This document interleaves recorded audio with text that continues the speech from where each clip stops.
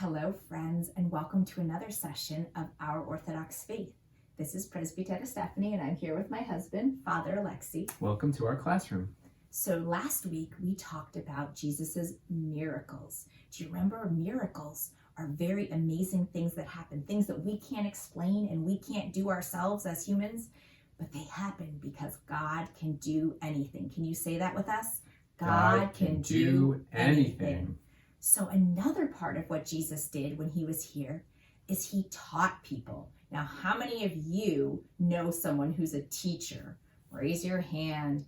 Maybe you have a Sunday school teacher. Maybe you have a teacher at your school. Maybe one of your parents is a teacher and they teach at a school. Or maybe you have an aunt or an uncle or a godparent that's a teacher. And so teachers have a very important job, right? What do teachers do? What are some things that teachers do, Father Alexey? They inspire us. They help us understand the world around us. Yeah, they're always teaching us new things and helping us learn to be better, smarter, kinder people. And especially in Sunday school, and our priests are helping to teach us how to grow closer to God. So that's the kind of teacher that Jesus was. Jesus's job when he was teaching was to teach people how to live good lives that would help them get closer to God and help them go to heaven. That's a very important goal at the end. So Jesus was a teacher. Now, teachers do a lot of different things, and one of the ways teachers teach us is through books. How many of you have ever read a book before? Does anyone have a favorite book? Well, Jesus used stories to teach people lessons, and these special stories are called parables. Can you say that? Parables. Now, when we read them, sometimes we hear stories called fables or things like that that are meant to teach a lesson. But in the Bible, they're called parables. It's a special story, not just to be fun or funny, but to actually teach us something through the story. So it's not something that actually happened. It's a story that shows us a very important lesson. Oh, so we can use our mind to see it, but it didn't actually happen. Instead, it's a lesson that we can learn. Exactly. So when we listen to a parable, our job is to listen really carefully and see if we can figure out, I wonder what Jesus is trying to teach us.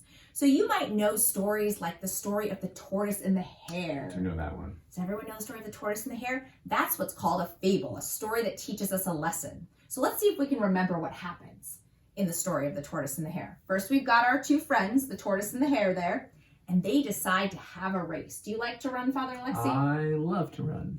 And so do I. We both like to run. But they were having a race. Now. Wait, hold on. The tortoise and the hare, we're going to run against each other? Now, are turtles fast animals? But hares or rabbits are definitely fast.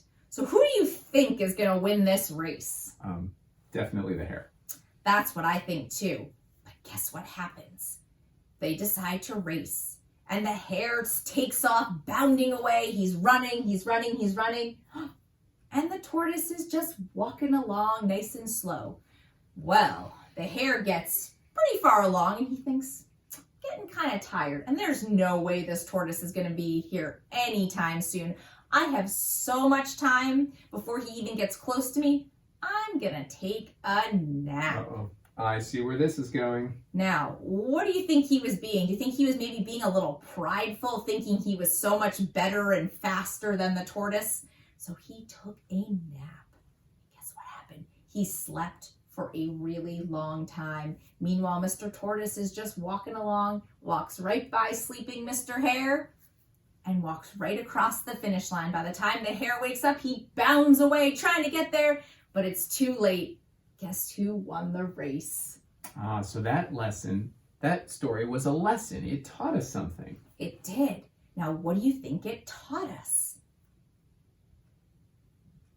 It teaches us that we can't be prideful, thinking we're better than everyone else, because as soon as we get like that, that's usually when something bad happens. We was called fall. They say pride comes before the fall, meaning the more we think we're better than everyone else and smarter and faster, that's usually when we tend to actually fall down or lose the race or mess up what we're trying to do because we're trying to be so much better than everyone else and thinking we're better than everyone else.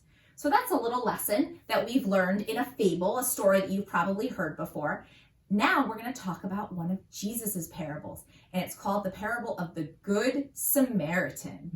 This is actually like another story that a lot of these kids might know.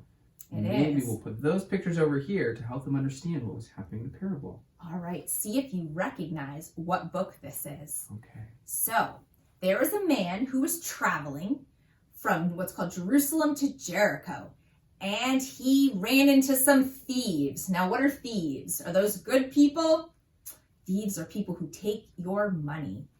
And they took all of his money, and they beat him up, and they threw him to the side of the road. They left him in really bad shape. He was very, very hurt. That's not very nice. Not nice at all. But guess what happened after they left? Somebody came along. It was a priest. He was walking on his way. Now, what do you think? Do you think most priests would probably stop and say, oh my goodness, someone is hurt. I better take care of them. But he was really busy. And you know what? He just didn't really want to have to deal with the poor hurt man. He had more important things to do at the church. And he just kept walking and left the man on the side of the road. Sounds to me like he was a little too proud. Chugga, chugga, chugga, chugga. Now, there was another person who came along. He was called a Levite. And he was also a really good person that, was important in the community. But guess what he did? He saw it and he thought, don't really want to have to deal with this. And he passed by on the other side of the road and left the man standing there. And suddenly, there came along a Samaritan. Now, Samaritans were kind of the poor people that just really nobody thought were very important in the community. And guess what he did? He saw this poor injured man and he came over and he says he had compassion on him, meaning he felt sorry for him. He felt love and care for this poor person that had been hurt, and he took care of him. He bandaged up all his hurt his what they called wounds. That's like where you got scrapes and bumps and bruises, kind of like your parents might clean you up after you fall down outside. And he cleaned him up and he brought him to an inn, which is a place that you stay, and took care of him there and settled him in and helped him feel better, probably get him some food to eat and help him get stronger. And then when he left, because he finally had to go after taking so much of his time to care for this person, he then left money with the person at the inn to take care of him even more. He made sure that even after he left, that person would be taken care of. So in our story, the one that we're putting over here, that was the little engine that could. The first couple engines that went by, they should have been the ones to help out the little engine, the broken down engine. They were so strong, and it would have been very easy for them to help. But they were too proud and too busy to help out. But this Samaritan engine, and you'll hear the word Good Samaritan as anyone who helps someone they don't know. The Samaritan engine is the little blue engine, and he thought, you know what? I think I can. And he had love and compassion, and he helped that train over the mountain.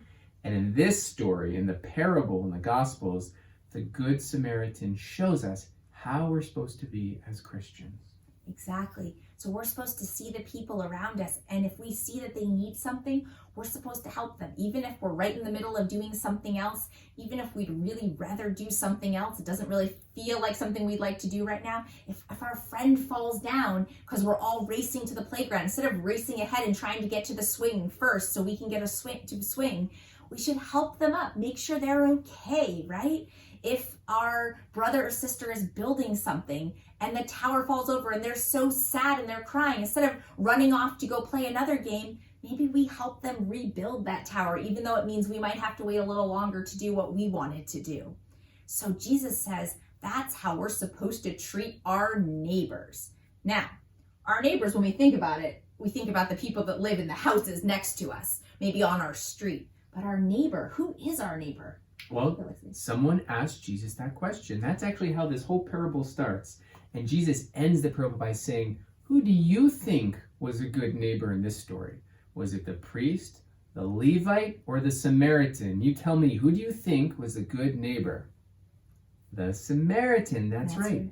Our neighbor is the person that God puts next to us. So the Samaritan saw this man and said, he's my neighbor. Even though he'd never met him before, he had no idea who he was, but he was right there in his path, and he saw that as an opportunity to take care of him and to love him and to care for him. And so that's what we're supposed to do. So this week, we'd like you to especially look for the people that God puts in your life.